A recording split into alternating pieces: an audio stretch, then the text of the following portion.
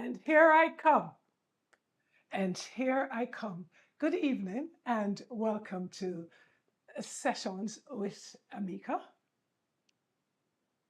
Thank you for joining us today.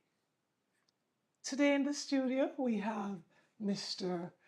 Ludivich Astor Stephen, otherwise known as Leech. I'll ask you the question how you came by that name. However, though, Mr. Stevens is our first guest on this platform, Blue Sessions with Ameka. It is very fitting that someone at his age and with his story becomes my first guest. He has lived a storied life. His journey from Cuba, where he was living with his mom, back to our, wonderful and loving island, Jamaica, where he spent the rest of his childhood and into adulthood, and then subsequently migrating to the US.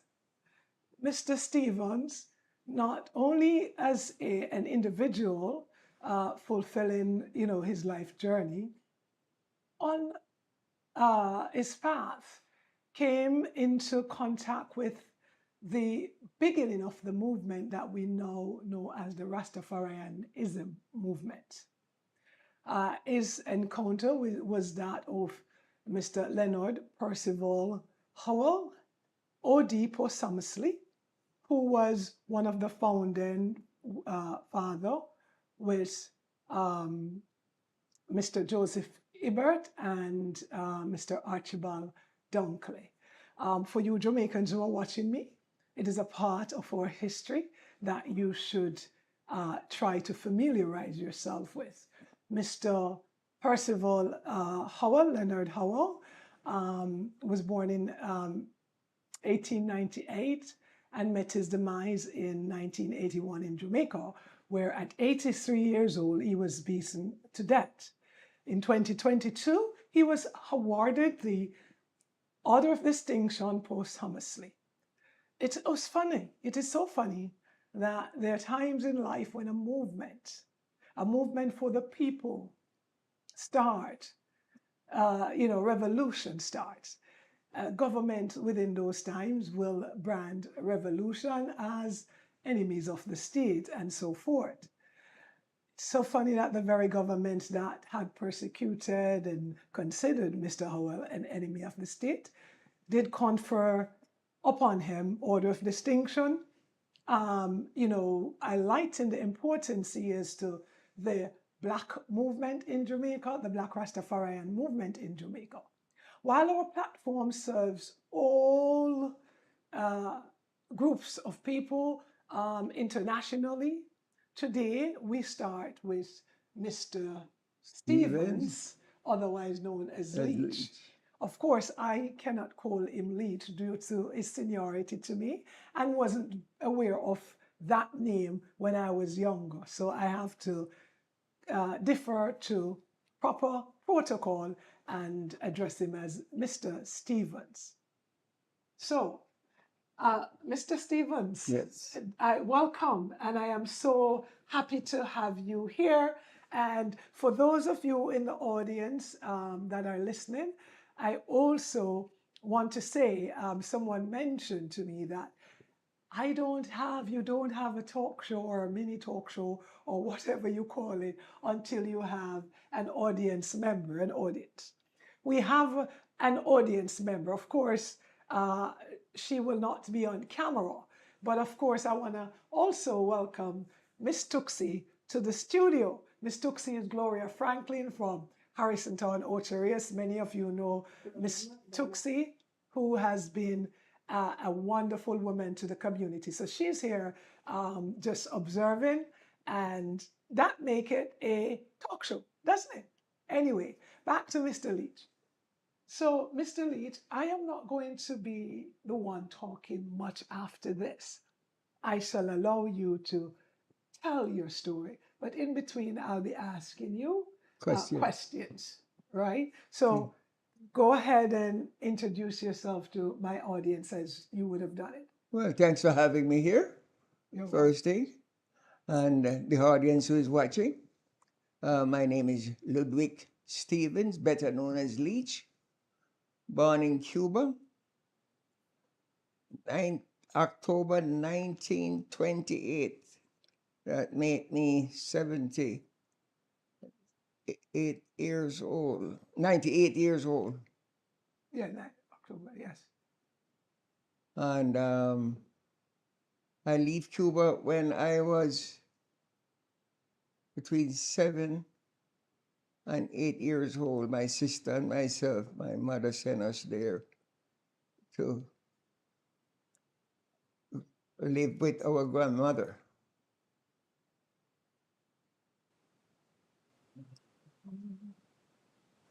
Go ahead, go ahead. Yes, to live with our grandmother, which she was married by the name of Leech. And we grew up there with them. Of course, we speak Spanish. We didn't understand much what was going on around us. So in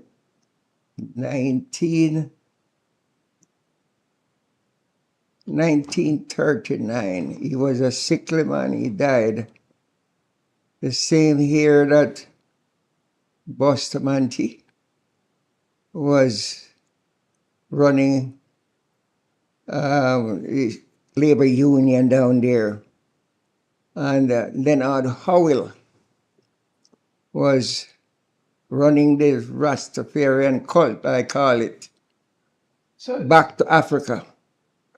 yeah, so We're supposed to be going back to Africa. My grandmother was in love with going back to Africa. before you get to Mr. Howell, um, do you have any kind of memory of Cuba in itself as the country you live in? No, after I left there, I sort of lose memory of the place, and always wanted to go back and recapture what I left behind, Right. which I did almost 2 years ago. Okay. I was there. So your mother being in Cuba, I mean, you mentioned a sister. Yes, I have a sister. Did she migrate to Jamaica with you immediately, or it was you Well, alone? what happened as a teenager, I was supposed to go back to Cuba, but instead, my sister was the one who left Jamaica and went back to Cuba when she was 19 years old. And then when I was 23 now, I was supposed to follow through. But the politics in Cuba Did not changes with change. Fidel coming into play. Right. So that's it's funny how at points we would like to not include politics in our lives, but it always play a role at some Right. point, right?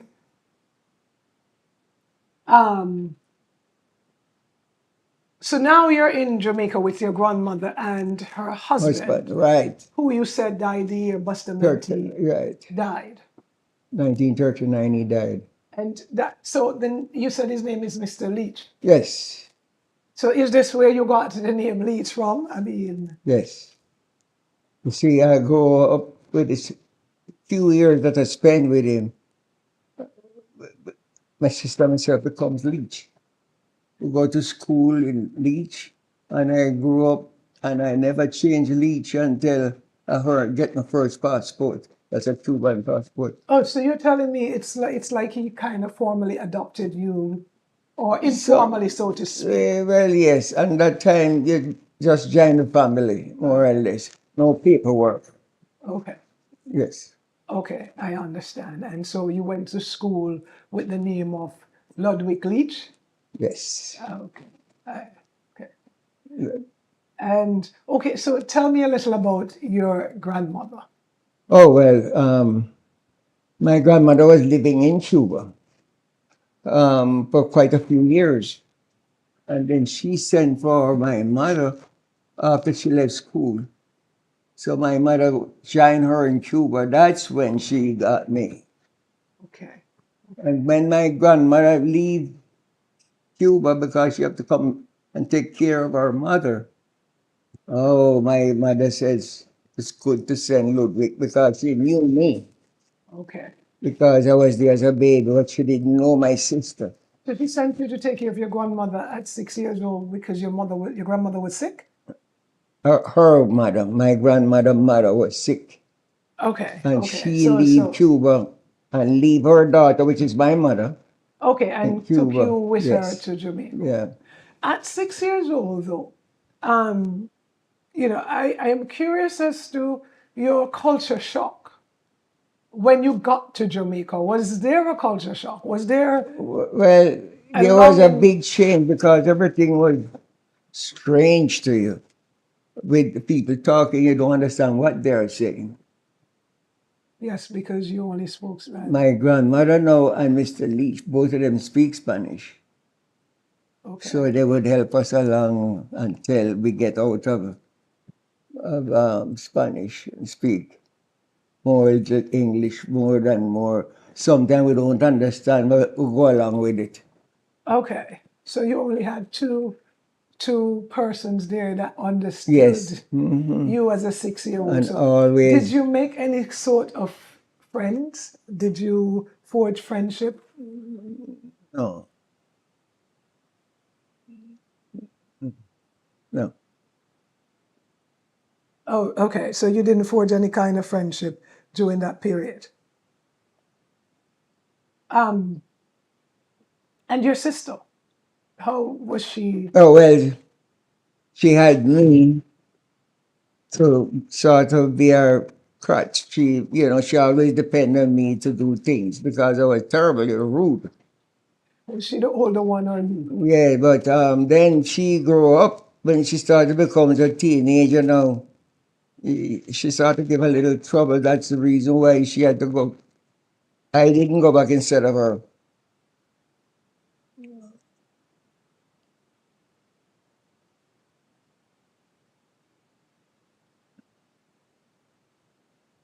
Sorry, I'm getting. Sorry, 1 second. We're having some technical issues.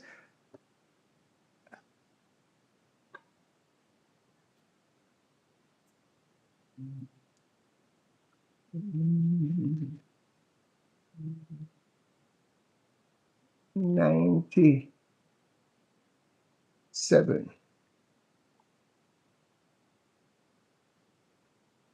Sorry about that. So, so by then, you mentioned, it was about 11, 10 years old. There was a change in the dynamic of your grandmother's thought process as it pertains to being in Jamaica. But remember this time, I think we need to point out that at this time, it was during the monarchy era. We had not gained independence as Jamaicans, right? So how was that for you? Meaning that we were still under the British direct rule. Well, being that young at that time, you never pay much attention to what was going on with the difference of government. When we were there, it was all white police, white everything white. Right. So Yes, and we lived through that. It wasn't the best time, but you get used to the condition. right. And when you say it wasn't the best time, what do you mean? Because for Well, for others, it was poor. Everybody was so poor. so the black community then, Yes. you're saying the black Yes. community then was Right. poor. Right. Okay. I got you. I got you. And your mother socioeconomic status or financial status, your grandmother's? Oh, How well, was it then for her? what I have my grandfather now, he was a carpenter. Okay. And when he wasn't sick, well, he's the one who worked. Okay. So he to was a take care of them. breadwinner Yes. at the time. And your grandmother did nothing. And my grandmother didn't have to do anything. But when he passed, now she started to work, get job and work Okay. And and things like the that. kind of job? Yes. Well, first she was working with a Chinese man that have a grocery, and she was taking care of the washing of clothes and ironing and whatever it is Right. to make a life. So at that time, though, I am curious to know, and again, this is colonial Jamaica. This was before our independence. When it comes to the system of education in terms of school, was it readily available to any persons like yourself? Yes, it was available to go to school as long as you're speaking English at the time, you know. Right, They didn't have anything like Spanish that time right. there.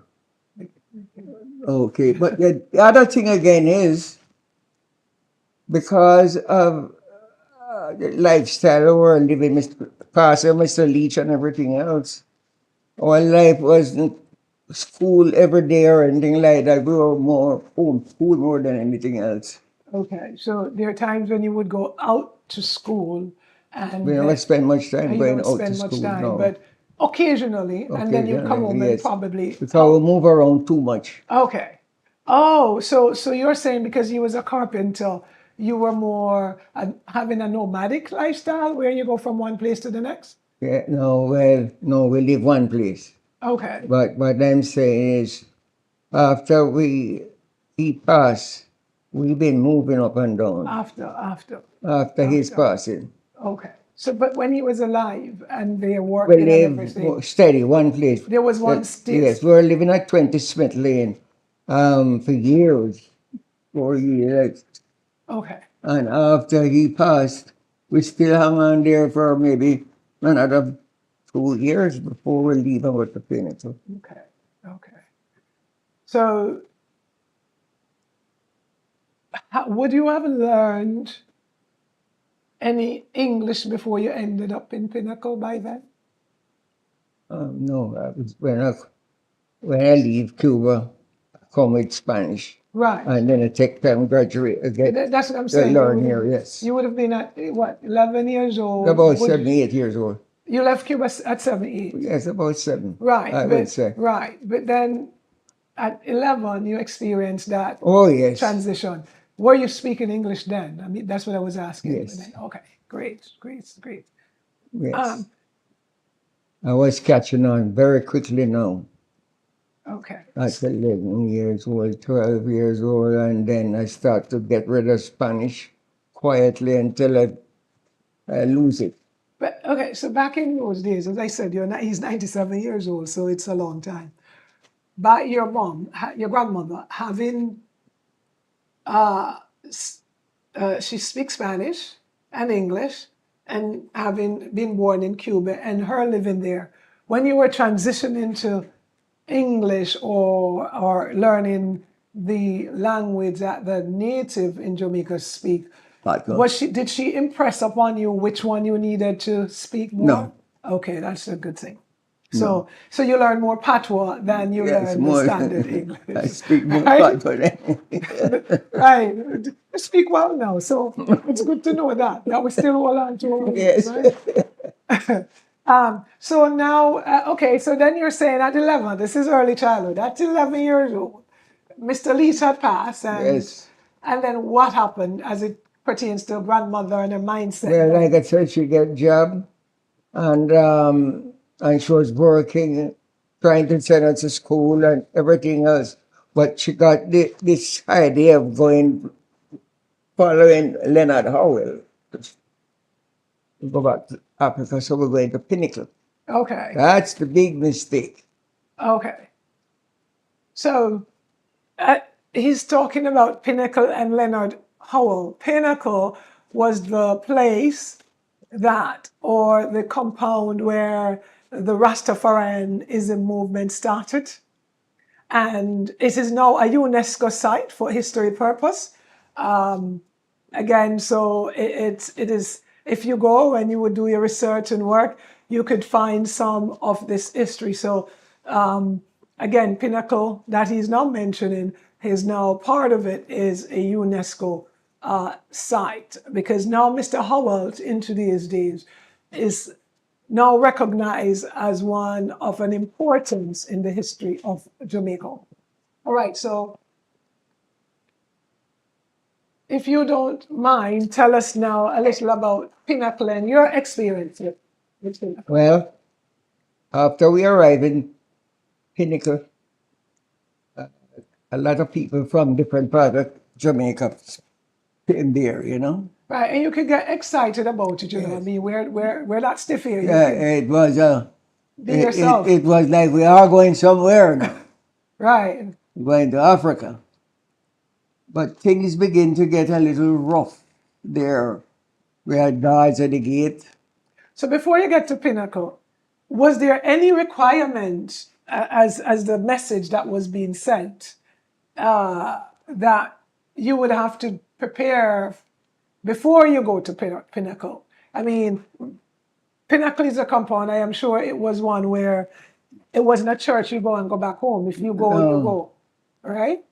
Right. Okay, so did your grandmother have to sell land, give up some things of importance before she traveled journey there? Well, the good part is her place or thing like that you could sell is in the country. She was living in Kingston. She had nothing to sell. Okay. Nothing. So but she had place in the country? Yes, Okay. but she because she and her brother sort of own a family land, so that was something that was in play. Right, wouldn't have been in play. No. So that means she would have been what, renting in Kingston?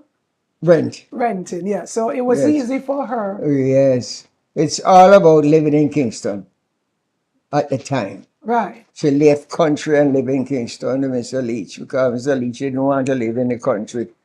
So how was it in today and comparing today and then? How was it in Kingston? It was good them those days. Yes. It was good those days because the violence wasn't like there. Right. Number one, and the days we didn't have electric light on the street, you know. No? We had people that go out and light the street lights. Okay. In 1939 and 40, Right. we had street people go out and, in a community and light this lamp outside, you know. But electricity, in terms of that, you mentioned something that is historic because Jamaica was a place that had electricity before the U.S. So did they have electricity, but didn't just have? Them have it, but it's only some people have it. Okay, so they had it, but only Some people, it wasn't, there was and it wasn't on the street. All the street didn't have light. Okay. So They didn't have light, yes. somebody would go every night. I guess the Yes, government they have the street employed. lamps, like in England. Or Okay. you go and light, you know, gas lamp. Okay. Yeah. Okay. Like to turn itself off, I suppose, in the morning, but it run in the night because somebody turned it on at 6 o'clock in the evening. And what else made Kingston all that? I mean, why was Kingston Kingston- the place to be? Kingston was a nice place to live then. I like Kingston. But today it becomes overcrowded. And all the buildings them that was worth looking at it, because them don't have the money to do it, maintain it the way it should maintain. Right. The police station, the courthouse, and all these places, hospital, Yes. like General Hospital on North Street, all that need refaced. Okay. Got you. So then now she decided that she's gonna go to Pinnacle. So she pack your bag and pan, as we call them. Yes, not much. And we leave and we go to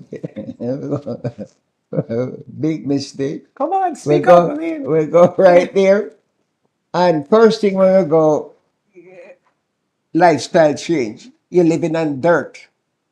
okay. You're a little wattle house, you know, like people that stick up sticks and wattle. So Oh, so what so they- so you're giving me the idea that the property was there, the land was there. So the persons who come would have had to make their own Yes, but when we go there was some facilities already built already up there. built up. But Okay. it was the ground. Okay. So And they nail up some little thing like bed. And there's no mattress there. You go outside, you break the limb off trees. right. So that giving me idea that as true to Rasta and nature, living from the land and you're using the things of nature to. Yes. Right. Did your grandmother understand that before she No, decided? no.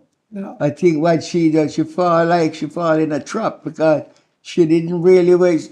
All she know was going to this place to prepare to leave there and go to Africa. Okay, I see. So So we didn't need to have any fancy thing going on. It's just camping out there camping out there too. until we go. Okay. So let me ask you, would it be that a lot of person who would have gone there thinking that this is a temporary stop and then back to Africa? Well, as a boy, I wouldn't be able to say yes or no to that because they were so, people were so interested in leaving the country here and go back to Africa because Africa is their home. But while I was there, I always say, I want to go back to Cuba, not Africa. Right? I am getting the, And then what make it worse because we are living on the ground, the dirt. right. And take the trash from all the trees and spread it up and lay down. So as a young child, a young boy, Yes, it that was. wasn't No, enticing I for you. was no worried about what's going on around me. People was sick, people dying because of the condition that was living there. They had TB.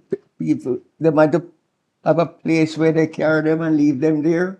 Okay. And the feeding, like, they have a big thing where they cook, boil how many corn like style. Right, but you said feeding, use dinner time or whatever. Yes. What do you mean by feeding? I mean, it's just, This, it was not you who cook your pot, but it was no, one. that's it.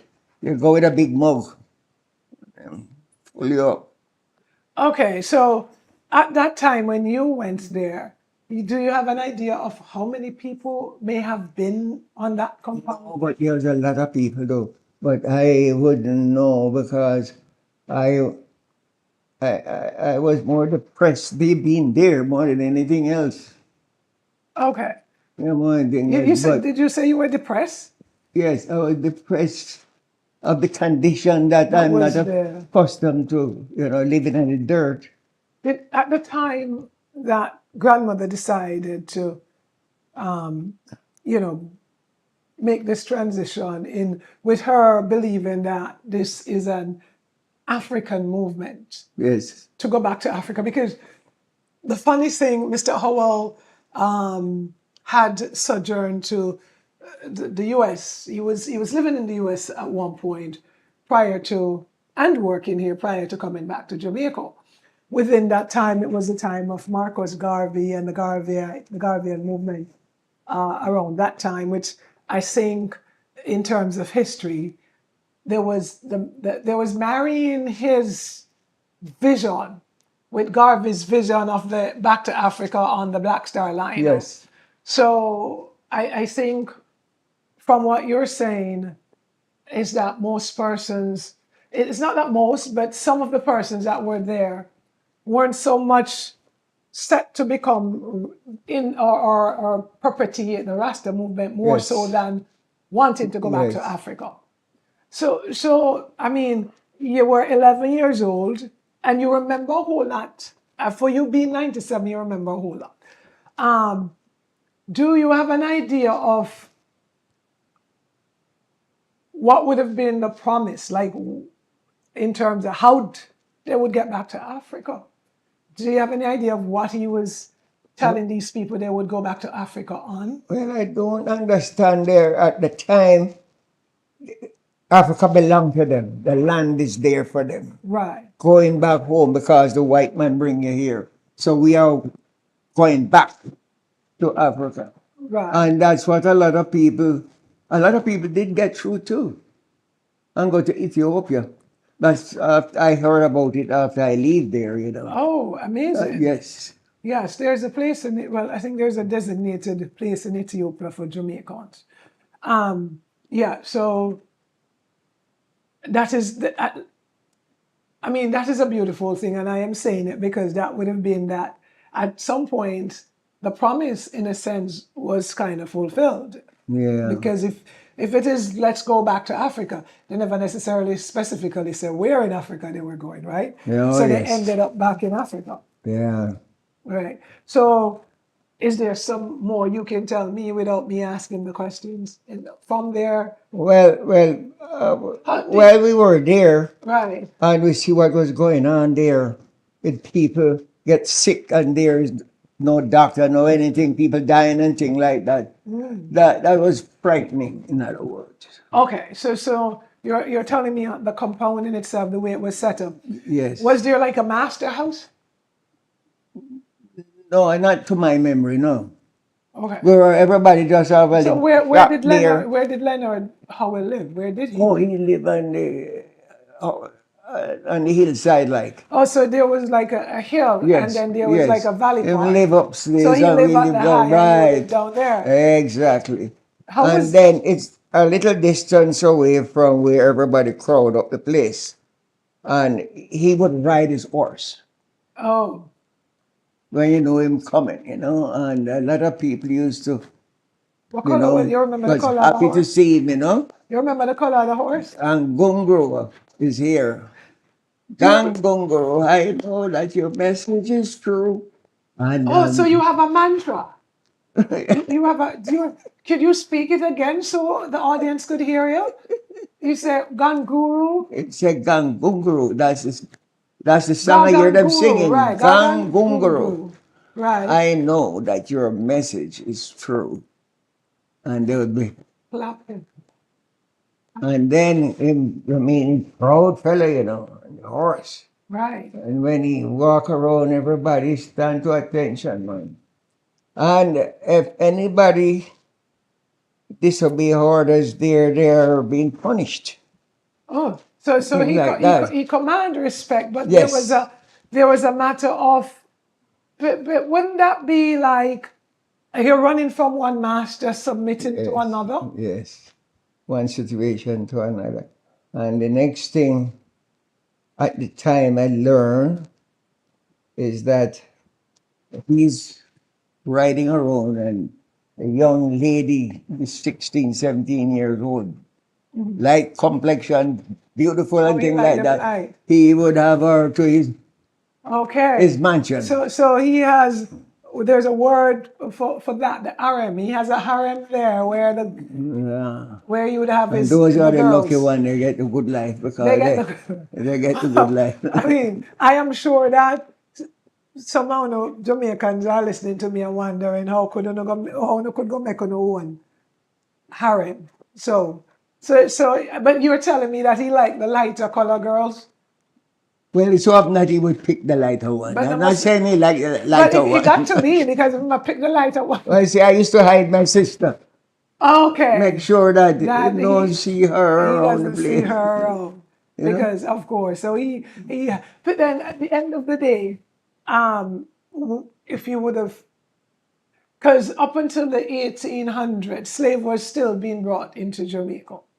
And when you go back and you look at the African culture in itself, in terms of Black African culture, or it could be any Africans, but they were known for having more than one wife, a compound in a compound. Oh, yes. Right. And basically is that if you are Hear about that. the wealth distribution, if you have more wealth, the more wife you can have.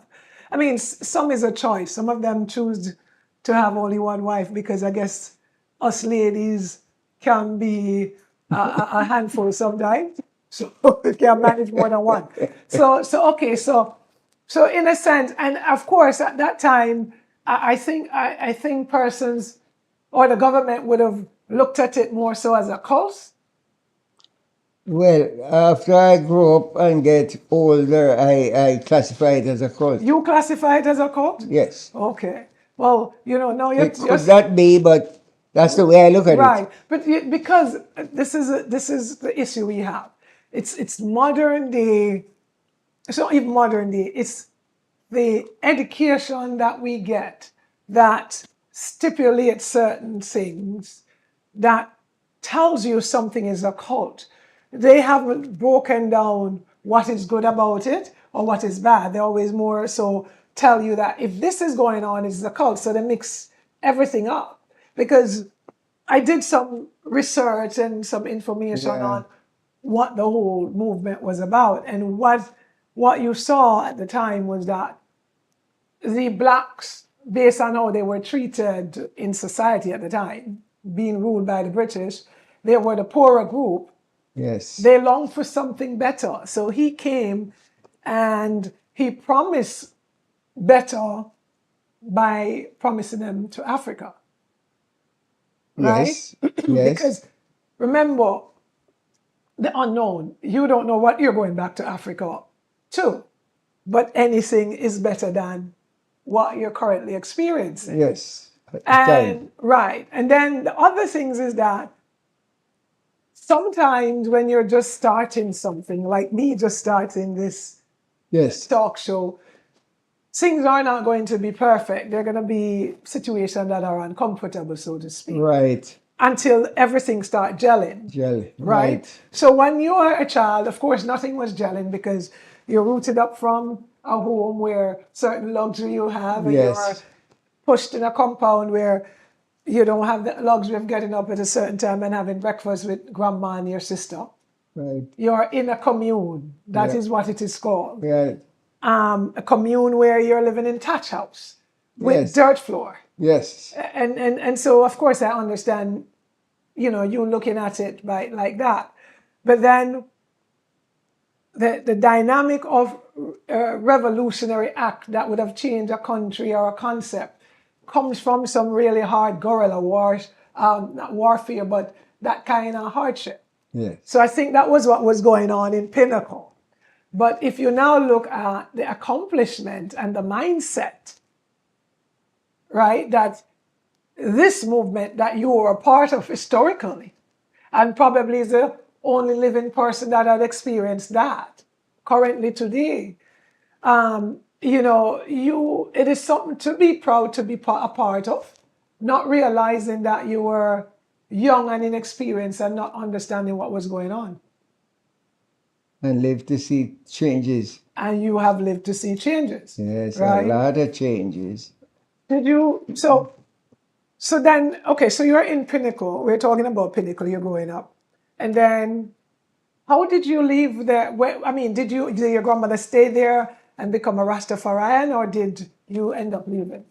No, well, while we were there and going through the hardship of everything else, my grandmother wake up one morning and she said, Ludwig,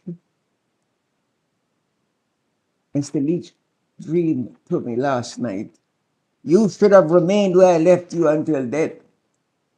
She said, we have to get out of here. That's what the grandmother said. So, well, we can't just walk past the guard at the gate. So we're going to have to find a way out. I said, Mama, leave it to me. And I started to patrol the place, follow the fence. And I've reached a spot where I think I can navigate my grandmother in the dark of night, morning, or whenever. So that fence, that special fence. Right. And then we're going to cross there and go onto a dirt road. And that road's supposed to lead us onto the main road to go to Spanish Town. Okay. And she said, you sure? I said, we can do it. I don't know what time because we don't have a clock, but I know it was dark in the morning, early morning. That have to be about 5 o'clock in my estimation. Okay. And we walked a whole lot of walk, and we walked to the fence, all of the fence, and get out through. Accomplishment. And we walk on the road, dirt road, because you will see people with donkey carrying load and everything else. Right. So we joined, we are a part of Part that. of the caravan of the So when we pass in the gate, they won't notice that we are a runaway. So, question. So now, how long were you there until? About 3 months. So, grandma and yourself were there about 3 months. And you said she got a dream from Mr. Leech. Yes. Okay. So for those of you who don't know, I'm a dreamer. A lot of Jamaicans are dreamers. And so his grandmother got a dream from her deceased husband that told, and in the dream he told her that she should have stayed where he left her until her death. So thus the desire and the zest to leave. And of course by then, 3 months, so you're 11 something 12, going on 12. 12, Going on 12, 12, exactly. yeah. And then now you have to play the 13. role of the man, the savior, because I Yes. mean at this I point, was the man of the house. and you feel good about that, huh? Oh, God, yes. That's a good reason why I was there. Okay. And we walk until we reach the main road, as I say. And she have a friend that is supposed to be, her friend is a Rasta. She want to go to Africa too. Okay. But she's going to wait until a movement start to move before she will come. Okay. She's not going to join the crowd right now. Right, okay. And we found her. Okay. Tell her what the condition was. She said, okay, I'm glad I didn't go. And we have no money, we have no place to stay. She says, go back and get your sister. Okay. Well, and she loaned my grandmother money, and we take the bus this time to drive and go back. And the next night, next day or 2 days after that, we do the same play Okay. and get my sister out. So you're saying there was a public transportation? Yes, on Spanish Town Road. Okay. You have to go to the main. You have to walk out of there to the main, which is a long walk. So now you got your sister, and then you guys are done with Pinnacle, and what happened after that? Joy in the world. You joined the world. Because when we reach the main, we take the bus, and we reach Miss Nomi, the woman named Nomi. I was glad to leave the misery behind, which was Pinnacle. Okay. It was terrible there. Okay. And my grandmother go and hustle again to look a job, and she did find something there, but something went wrong with me now. I was sick. Okay, so you got sick. How old were you then? I was sick because when I wouldn't eat, I just lay down there. You see, we used to go to the river when we was in Pinnacle, wash clothes, Right. bathe in the water, drink the water, and everything else. Oh, so And I get typhoid fever. okay. So it's just shortly after you got typhoid. Yes. Okay. And how long were you sick for? The doctor, I could hear when him tell my grandmother, if this guy lived for 21 days, this was 3 weeks, I'm going to live for a long time. So you were... Which I did. Of course, you're I went into a coma right then. Oh, for how long? Went into a coma, I don't know, a long time. Wow. And when I wake up, it was a little water dropping on my face. And I open my eyes and I look around and I see all these beds. I wonder, where am I? You were in the hospital? Because I was in a dreamland, which was beautiful. Okay. I didn't want to get out of there. Okay. So I'm closing my eyes tight to see if I can get back there. Okay. Couldn't get back there. Then finally, I realized it's my grandmother over me crying. Oh, and then that was a hospital you were in? Yes. Okay. Hospital at North Street, General Hospital. Very good hospital. It saved my life. And it wasn't long after that I come out there. We go back to Miss Nomi, and I was so weak. Them have to hold me up because Right. I mean, it was just bone. Yeah, your and stature. skin. I was going to say that. Almost there. You come out rag and bone. Yeah. and we get a place in Ray. We moved to Ray Town. That's in East Kingston 2. It is near the big prison and the asylum. We are right in the middle there. And Royal Jamaica Yacht Club where all the big knobs, all the people, the So white people, them who have boats. Okay, so you were all around the crazy people from the hospital Yes. to the asylum to the rich crazy Yes, people. yes. Because you get a job and we get a place at 14 near Ray Street, Raytown. Never forget that number. And I started to go to school, and fun thing like that. And I always visit the yacht club because I like to see those sailboats and things like that. There was a man by the name of Clifford Harrison. He liked me very much as a little boy.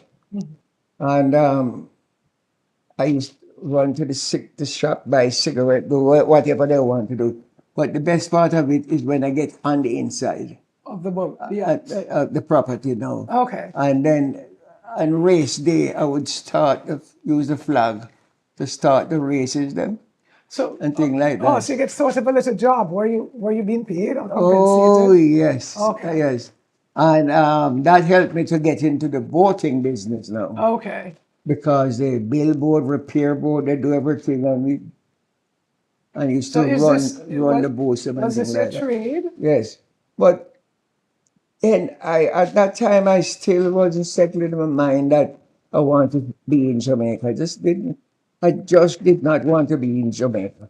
Maybe because you I want long to for go back to Cuba. maybe you long for your mother. Yeah. Well, I just want to get out of Cuba, out of Jamaica to go back to Cuba. Okay, I got That you. was my thing. Okay. And then there was a white man there, watch me operate the boat them. And he says, you are better than working right here. I said, well, I don't have a license to run boat and things. He says, don't worry about it. Right. And when they get you a job out here, Okay. then I start my running boat as captain for boat that cruise, fishing or whatever it was. Right. And I learn as I go along, but I wasn't stable. You keep saying you weren't stable. What do you mean by that? I want to go back to Cuba. Okay, so your mind was still unsettled. Yes. Okay. And then I pack my mother have everything ready for me, man. I get my passport, I get everything going. That's when I realized that I have to use the name Stevens. Okay. How old were you by then? I'm a teenager.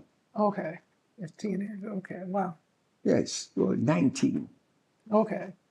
So then. And then what happened was, like I tell you, my sister, going instead of me, Your my sister sister went. come first. Okay. Since so I had to wait. But I have my suitcase, everything packed, man. Because I tell everybody goodbye, I'm going to Cuba. I was a happy man.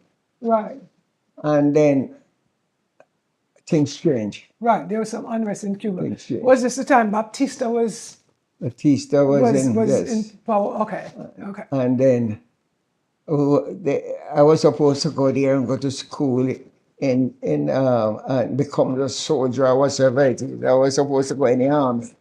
Okay. And all that changed. They're saying that were they conscripting persons in the army then, or it was just that if you go, you would have joined the army? Well, what happened, Uncle Fidel get in the way. Okay. So then now it's a difference. So my mother used to work with the French ambassador there. And him tell her to go visit her family in Jamaica because he's going to leave to Florida. Okay. And if she do that, what him going to do is get her a visa for a year, right? Come to Florida. Okay. So that's all going to make my mother after all these years. So after all these years, which you were about 19 or so, yes, having failed to yes get to go to Cuba.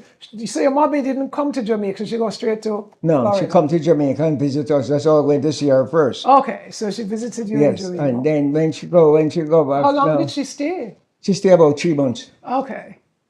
And then when she leave there, she go back to Cuba, Right. Leave Jamaica, go back to Cuba, and finish up with him and help him pack and everything else.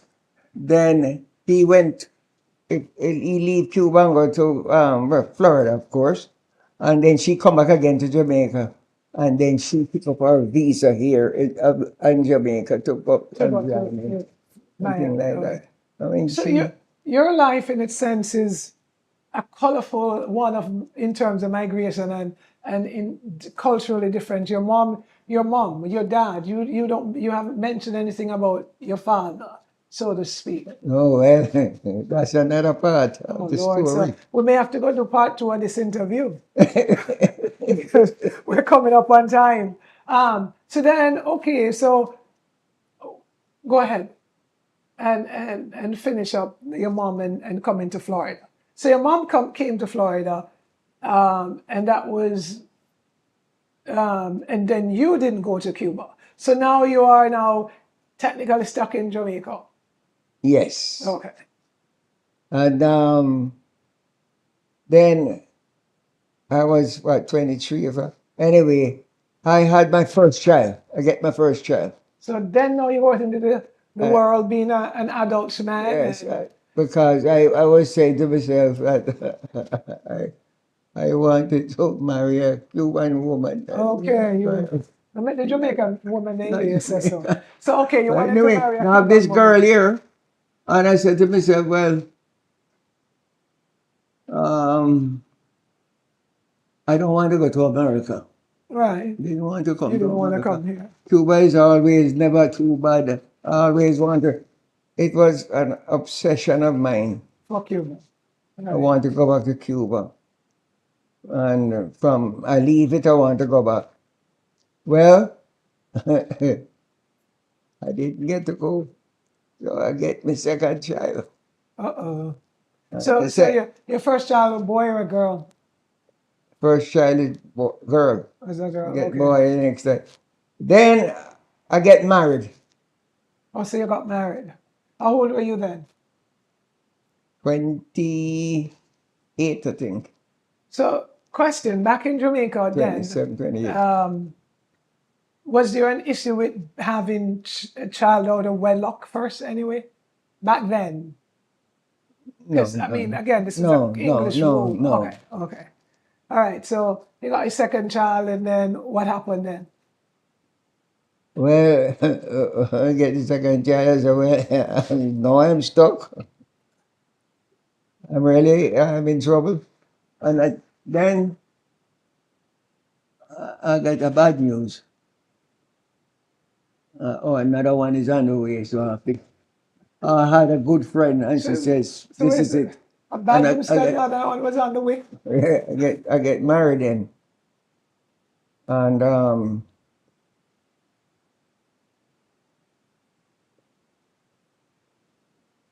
life becomes a little bit complicated.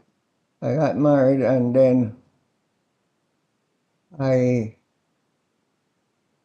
was changing jobs at that time, Right. and I got a job in Port Royal to run a boat there. They were building a new airport that is everybody's using now. Kingston. When I was dredging the harbor and things like that, Right. I used to carry those guys that work on the dredge. Okay. I picked them up at the wharf in Princess Street Okay. and carried them over, work all night or sometime and day and things like that. That was nice. And after we finished the dredging and all that, I said, no, I don't want this job no more. Okay. So by then you have 3 children. What happened to grandma? She was still alive then? Oh, God, yes. Okay. And now I become responsible for her now. You see. Okay. I always want to leave and believe that when I leave her, we could always send for her because she speaks Spanish and she can live back in Spanish. Right. But things didn't work out that way, and I didn't want to leave her now. Okay. So then you have no desire to go, whether it is Cuba, America, or nowhere? No, I didn't want to leave her. Because you have to take care of your grandmother. Unless she died. Right. And then I got a job at Port Antonio. Okay. Run a boat there, fishing boat. And I didn't like it there. So I said, I'm going to leave now. Do you like any job? No, I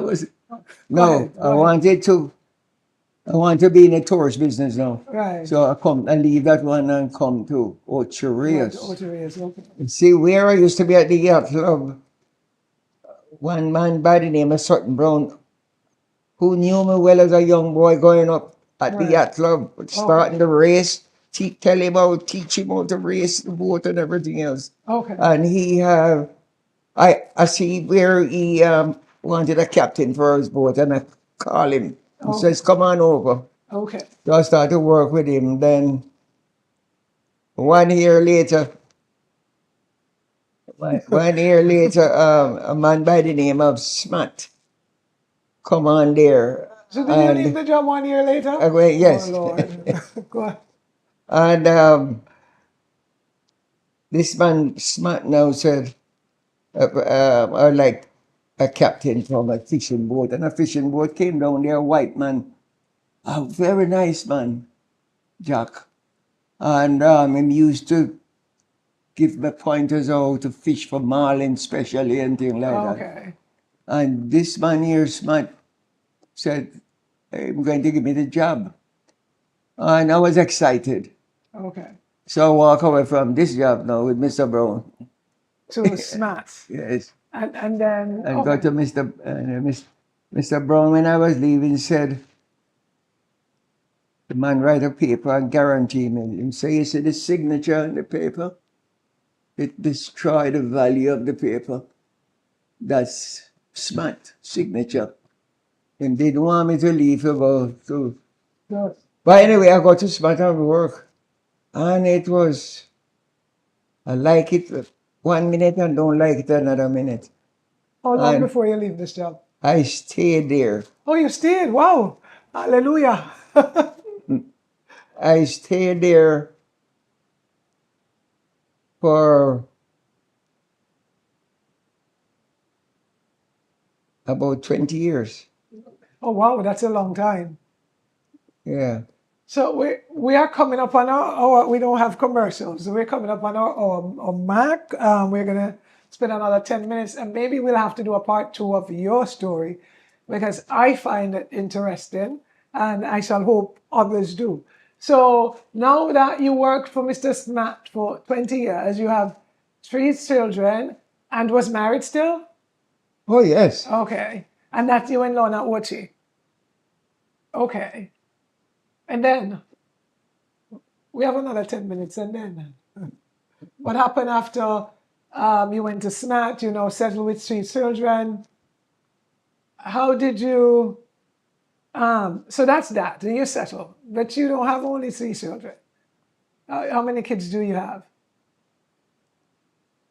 7. 7, okay. So number 4. Number 4 was Wayne. Right, did you remain married to that first wife? No. Did you get married a second time? My first wife, yes, I was married to her. You remained married to her? Yes. She's the one that has all 4? No, she have 3. 3, and then where we come from? I got one outside here. Oh Lord! So there we go.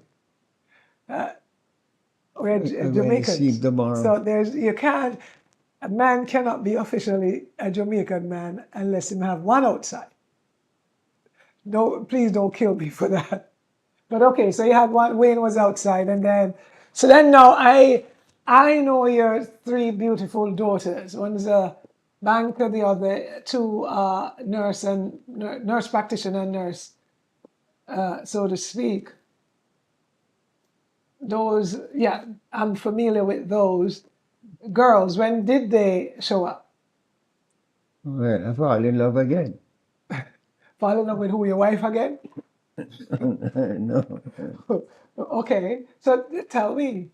So you fell in love with... No, well, what happened was, it was a touch and go with me and my wife.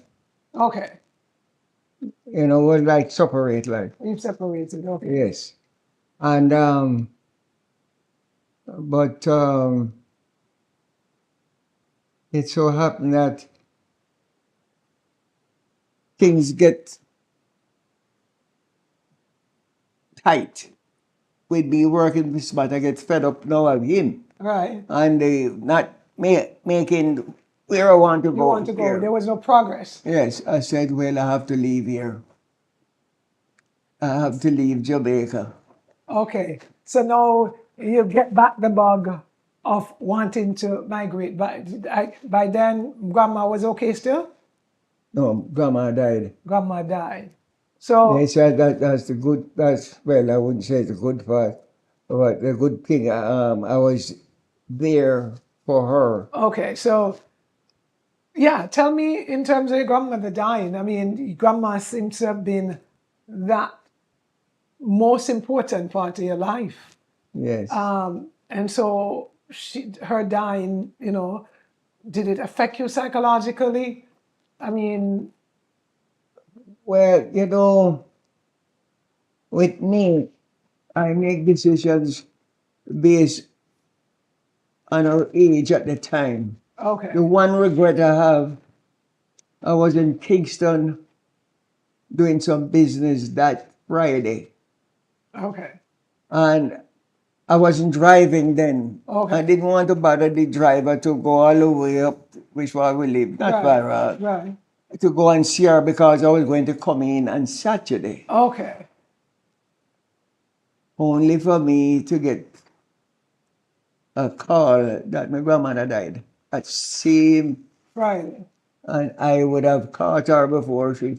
Okay. So they just send the body to, Right. and I get to do what I had to do and things like that. So after she died now, I feel like I was free to go anywhere in the world I want to go now. Okay. Yes. So, But America was always my problem. Didn't want to go, but because I wasn't doing well now in Jamaica and things have changed with the politics and everything else. so we're in 1962 now. Independence had. Oh yes, well, past that long time, man. This is, when we get independence and all that, I was working for SMAT. 79 is when I left Jamaica. Oh, so you left Jamaica 1970. Yes. Then When you left, where did you go? I was in touch with my wife at that time too, Okay. And because she did do some paperwork which I didn't bother with, because I never believe I was going to end up here. Okay. And then when I said things was going, I had to go back and Friend up your wife so she can make it. I didn't have to friend her up because the paperwork has been ready there. Okay. And all I had to do is Accept. have somebody go and sort of, Initiate. yes, get that going. And well, she did a great part too, all the same, because I go away. She was living and things like that. So you're telling me at one point until I forget it, you didn't want to be in whatever. I shouldn't say whatever, but that dynamic. And so that was when you were in love with somebody else. Okay. Yeah. Right. But you have to talk them thing there, because you're the man, the nice thing. I mean, so you were in love with somebody else. So forget American paper and stuff. I'm going away. Your niceness are gone. Because this is where I'm going to stay now. Yes. But it didn't work that way. Okay. Because And by then you would have had your three Yes. daughters would have. Okay. All right. But now things is not going good in Jamaica, and so now you have to. America look enticing. not that it look enticing, but that's the best place to go. That's it. Okay. So this is where you understand the dynamic of the land of opportunity. It wasn't that, hey, I want to go and the desire, but at the time it was the best place to go because the opportunity for your life to get on track the way you wanted lies in Yes. the US. And when you came here, where did you come? California. So you came to California in 1979, Yep. and you have resided in the US ever since. Yes. I stayed in California for 17 years. 17 years. So when you came to the US, was there a culture shock? Tell me, in your words, coming to the US, what was good about getting here? Because persons have good and bad. What was good? I want to hear in terms of. Well, there is a lot of good a whole lot of good Okay. because all of my children end up in the United States. Okay. That's number one. Right. And I would say that all of them did very well. Okay. I have no complaint about that. Um, my first child, I live in Orlando.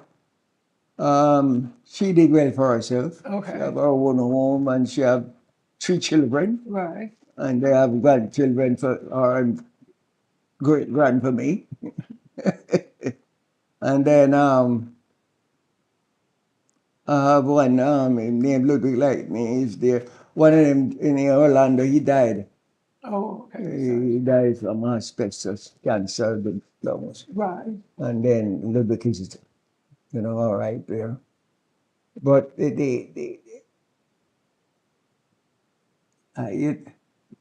Judy, Jody, and Joy.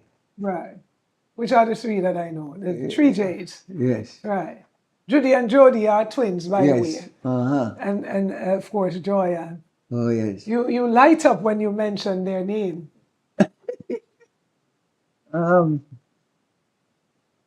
They did well. Okay. And I'm very happy about it. That's good. You see, what I didn't have through hard work, they get it through hard work. Right. They did well for themselves. Have their own homes, have their own car, which I had never owned. You've never owned a car in your life? Never owned a car. Living in the US? I never owned a bicycle. Why? I couldn't afford it.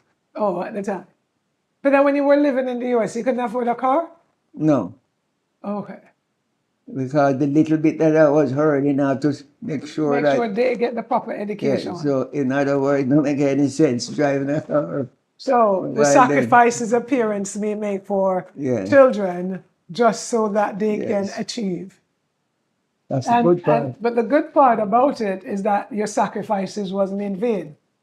Well, until today, yes. Right. Because I was leaving to come out here, Judy said, can't go out there without heating. You have to get something to eat. She wasn't smiling. Yes, you have to make sure. She take care of me very well. Okay. I have no complaint. Okay.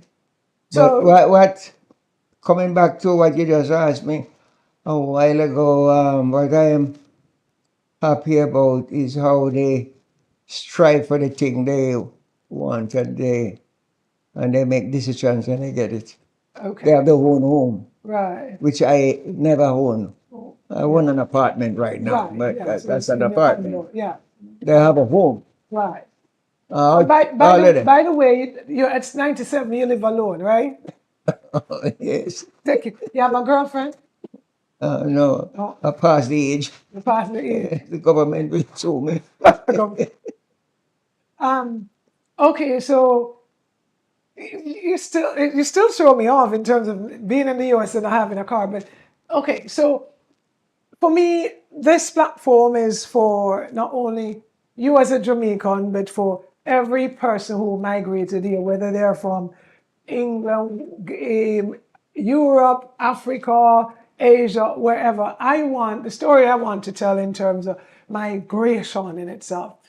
When you came here, in terms of contribution, you would say, what kind of work did you do so as not to be dependent on the government? You're forging your way. What did you do? Well, the first thing that happened when I come here, I wasn't in an area where my thing was boats. Right. Didn't get that. So I started to do security guard. Okay. Which didn't pay much. Right. And while I was doing that, I run into a man who had a business place that has a bank and theater and things like that. So it want somebody was to take care of the whole place. Okay. In other words, if you have a breakdown anywhere, you know who to call to Right. come to break down things like that. The people that rent the place Right. would So it's always come to so me. like a property manager. Yes. Okay. So you And became a I property leave manager. the security guard business and do that. And I stay there until I leave there, of course, because my wife was very sick. Okay. And she didn't want to die there. Okay. So we leave So and who was your wife this time? same one. Oh, so you were still with. Yes. Mm. Oh, okay. And then she would come to Florida. Okay. When we come to Florida, she passed. Okay. Because we come here 90, 96 and she died 99. 3 years after.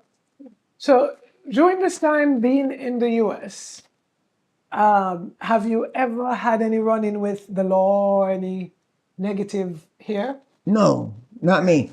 Okay. Afraid of my shadow. Okay. So again, it's time. Our segment is to be 1 hour. 1 hour. We've been like 1 hour and 10 minutes because we started a little late outside the camera. Another day we will have another conversation with Mr. Stevens. His story in itself is quite unique, not embellished. But as you can see, coming here as a migrant, as he said, he has gone into an area in California where the talent he has or his skill, there were no job available for his skill. So he had to take on a job, as a lot of persons have, as a security guard initially to, of course, maintain a home and family because he has, 7 children? And you have to provide for them. So he took that job and subsequently getting a job being a property manager for a gentleman. And this is where he stayed until he retired. Retired to Florida. Yes. And his wife passed. And remember, again, it's a beautiful dynamic that even though you had fell in love with somebody else, you still end up staying with your wife and until her demise. And so now you're in Florida. Now I'm going to ask you the most important question. What is ahead for you? What is in the future? You still look like you have another 97 years to go. What is in the future for you? I wish that. No, well, thank God for what He has done for me, keep me alive all this time, go through all the hills and valley. And I'm just here with the children and enjoying them. Okay, that is good. And that's it. How much further, how much longer I'm going to be around. That is good. I mean, you were telling me about a baby shower that you attend and how lovely it was Oh, to man. socialize. And I'm thinking, again, there goes a smile. And that is your social thing now, to go to make the baby shower and the parties and stuff. Right. But you do enjoy them. You're like interactive with them. Oh, yes. I enjoy the younger folks. Okay.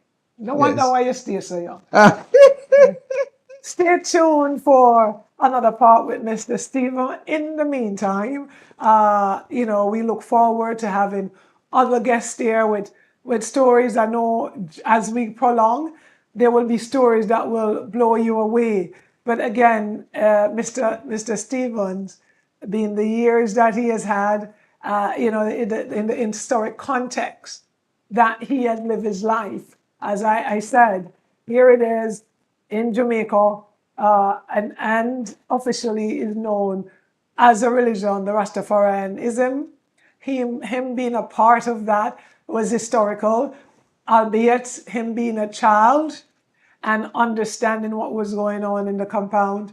And as I said, I was, again, when you mentioned in terms of cult, the one thing I have observed, and somebody and I was talking the other day, and they clarify when a thing that somebody is doing is not understand, it is categorized until, and now as you can see, Pinnacle is a historic site in Jamaica. Mr. Leonard Percival Howell was honored in 2022 as an OD, and the movement of Rastafarianism goes on.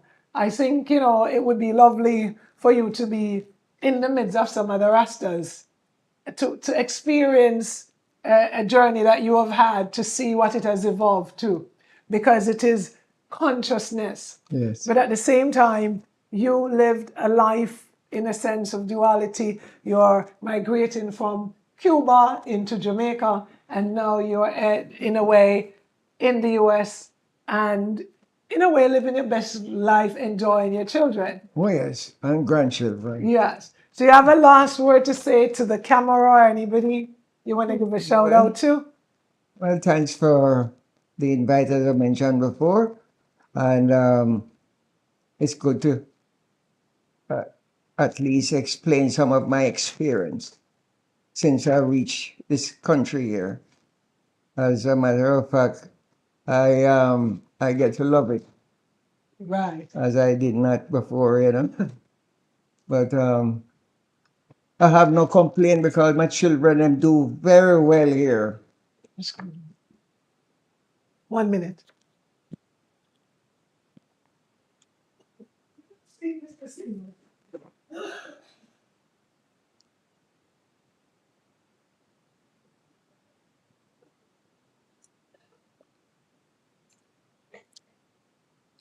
Somebody gonna knock her back. Ice or something must go down her throat. No, she didn't have no ice. You could speak, your answer's finished. All right now though. Oh, yes, sorry, I had to sneeze. Sorry, my audience, I had to sneeze. So there goes a wrap for today. I want to thank those persons who made this evening possible. Mr. Phillips, my family, sisters and brothers, friends around, and I want to specifically thank Wesley, oh my God, Wes, my neighbor, to, I don't want to pronounce Wes's name wrong, his last name is Budlaska, for coming over yesterday and helping me to get set up to make sure that the camera is right. As we go along, things will get better, but again, I want to thank you, Mr. Stephen. I always make me smile when I see you, for coming. And thanks my guest in my audience, Miss Tuxie. Thank you for coming. Great to have you here. And I hope as we, progress with this platform, there'll be, a lot of fun and music and food, because in the interim of doing the interview, we will be doing different cultural dishes.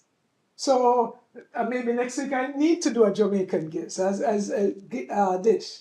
As we get the guest, we will do a dish from that culture.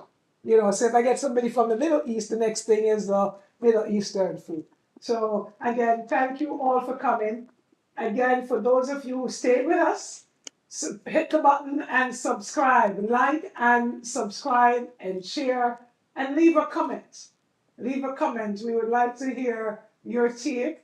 And also, if you would like to come on at any point, my number is 954-652-9603, 954-652-9603. Please do reach out to me so you can tell your story. And again, it is yours to tell. I am just here as a vehicle to get you to your final destination. Again, may the grace of the Creator continue to be with you. Mr. Astor, again, thank you. Yes. And I really appreciate you coming. And again, looking forward to you spending your 100th birthday in my studio. Okay? Oh, that would be something else, eh? Something else, wouldn't it?